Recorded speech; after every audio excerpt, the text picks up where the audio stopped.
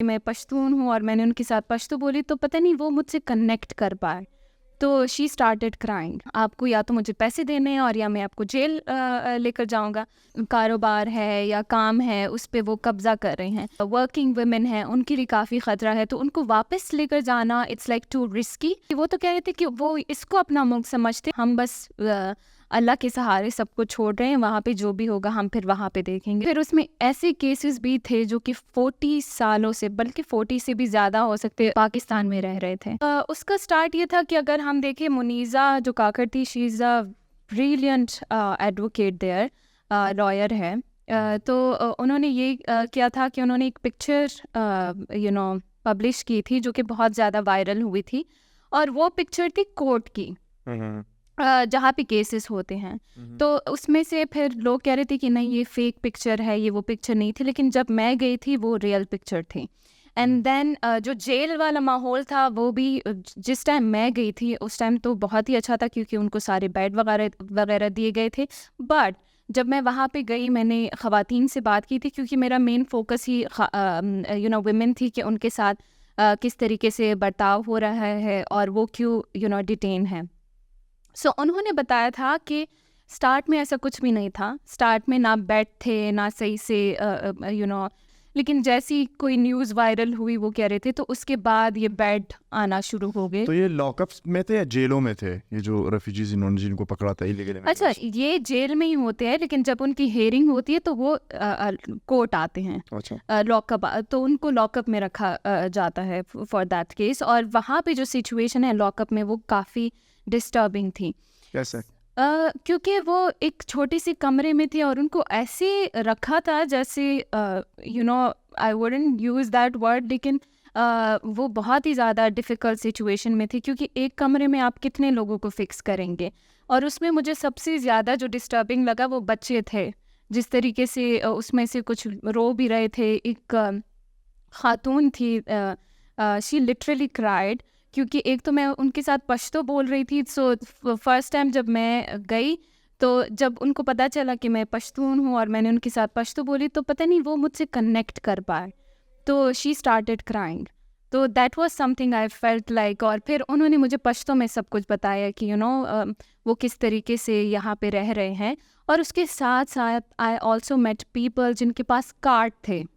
तो जो पीओआर कार्ड है वो क्या है, और अगर किसी के पास हो तो उसको अरेस्ट करना लीगल है इलीगल है? सो पीओआर कार्ड जो है, जिनके पास पीओआर कार्ड उस टाइम थे और अभी भी, तो उनके लिए ये था कि आप उनको अरेस्ट नहीं कर सकते, क्योंकि यूएनएचसीआर जो है वो गवर्नमेंट के साथ निगोशिएट कर रहा था कि इनका हम एक प्रोसेस बनाएंगे और इनका जो एक्सपायरी डेट है उसको एक्सटेंड करेंगे। बट स्टिल उसमें ऑब्वियसली ऐसे भी अफगान रेफ्यूजीज़ है जिनको ये पता नहीं था, तो उनको एक्सप्लॉइट कर रहे थे जो Karachi police. Exactly.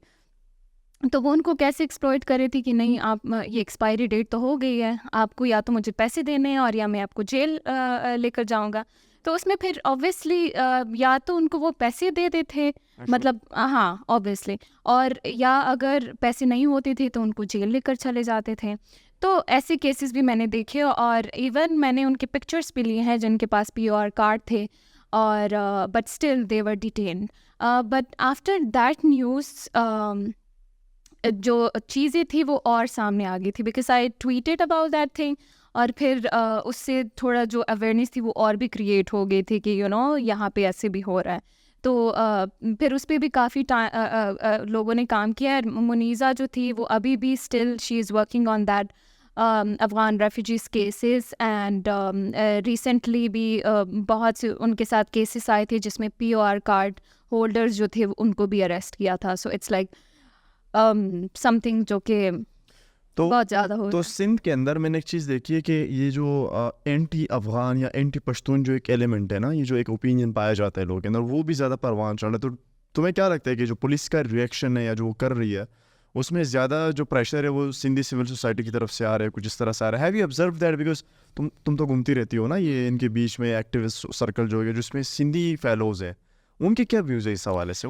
I wouldn't say कि सिंधी जो उनका क्या व्यू है, लेकिन जर्नली जो मुझे ज़्यादा लोगों से सुनने को आता है तो वो यही कहते हैं कि उन्होंने जो तमाम हमारे कारोबार है या काम है उस पे वो कब्ज़ा कर रहे हैं। क्योंकि जिस टाइम मैंने वो ट्वीट की थी इवन उस पे भी काफ़ी ये कमेंट्स आए थे कि इनको तो वापस चले जाना चाहिए, मतलब सारा काम वो यहाँ पे हमारा कर रहे हैं।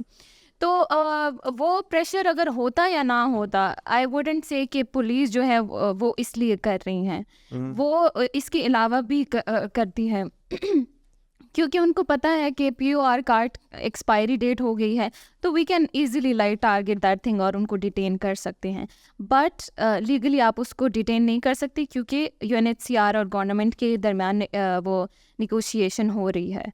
सो या और अगर हम सिंध के अलावा भी अब बात करें, जो अभी रिसेंटली केसेस सामने आ रहे हैं और उनको डेडलाइन दी है कि 1 नवंबर तक जितने भी अनरजिस्टर्ड है वो वापस अफ़गानिस्तान चले जाए। So that's now a huge problem I would say, क्योंकि इसमें बहुत सारे क्योंकि मैं इसी पे काम कर रही हूँ, तो इसमें फिर बहुत सारे टाइप आते हैं इन इलीगल या अनडॉक्यूमेंटेड अफ़गान रेफ्यूजीज़ में। उसमें एक तो सबसे बड़ा जो है वो है जिनको थ्रेड्स मिले हैं, जैसे कि आप म्यूज़िशियन को अगर हम कहें, चाहे वो मर्द हो या औरत हो, उनके लिए वहाँ पे ख़तरा है। फिर जो वर्किंग वुमेन हैं उनके लिए काफ़ी ख़तरा है, तो उनको वापस लेकर जाना it's like to risky. But जो मैंने रिसेंटली स्टोरीज़ की है उसमें जो गवर्नमेंट ऑफिशल्स हैं, सो उनका ये कहना है कि अगर जिनको डेथ थ्रेट्स है या कोई और थ्रेट्स है तो दे शुड मतलब वो हमारे तरफ आए और हमें बताए और हमें कोई प्रूफ दे, तो we will like look into their cases. So ये उन्होंने कहा है, लेट्स सी कि 1 नवंबर के बाद वो क्या करते हैं।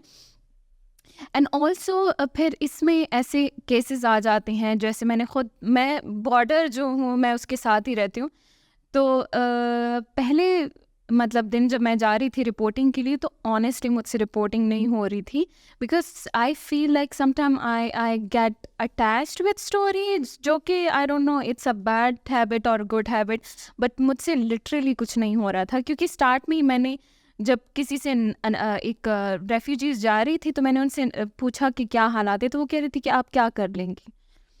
तो आई फेल्ट दैट थिंग कि मतलब मैं क्या कर लूँगी, एंड ऑनेस्टली मुझे वहाँ पे नहीं होना चाहिए था, बट स्टिल मुझसे और उसके बाद नहीं हो रहा था कि सचमुच मैं क्या करेंगे। So then I came back और मैंने थोड़ा सा अपना टाइम लिया और फिर अगले दिन मैं गई। तो फिर उसमें ऐसे केसेस भी थे जो कि 40 सालों से, बल्कि 40 से भी ज़्यादा हो सकते, पाकिस्तान में रह रहे थे। तो पैदा भी पाकिस्तान में हुआ था इसमें ऐसे एग्जैक्टली यही तो उनके लाइक फॉर एग्जांपल जो 40 ईयर पहले आए थे, तो उनके सारे बच्चे, इवन बच्चों के बच्चे भी यहीं पे पैदा हुए हैं। तो उनके लिए I just interview one of the women, तो उन्होंने कहा कि मेरे बच्चों के लिए तो ये ऐसे जैसे दूसरे मुल्क जाना। एग्जैक्टली वो तो कह रहे थे कि वो इसको अपना मुल्क समझते हैं और अफ़गानिस्तान जाना है क्योंकि वो कभी वहाँ पे गए नहीं हैं, तो उनको ऐसे लग रहा है जैसे वो किसी और मुल्क जा रहे हैं। तो फिर ये भी हो जाता है ना कि दे फील लाइक कि हम किसी और मुल्क में जा रहे हैं, लेकिन स्टिल वो कह रहे थे कि हमारा तो वहाँ पे कुछ भी नहीं है। अब ज़्यादातर जो लोग जा रहे थे, बिलीव में, मैं जिससे भी बात करी थी वो यही कह रहे थे कि नहीं, हमें नहीं पता कि वहाँ क्या होगा, हम बस अल्लाह के सहारे सब कुछ छोड़ रहे हैं, वहाँ पे जो भी होगा हम फिर वहाँ पे देखेंगे। So see the situation, this was the situation. यार एग्जैक्ट इमेजिन यार कि आपको कोई कहे कि बस आप बोरी बिस्तर गोल करो और जाओ यहाँ से ट्रू। दूसरे मुल्क जाओ रहने के लिए, वो भी ऐसे मुल्क जाओ जहाँ पे ना तो डेमोक्रेसी है, ना कोई लॉ एंड ऑर्डर है, कुछ भी नहीं है।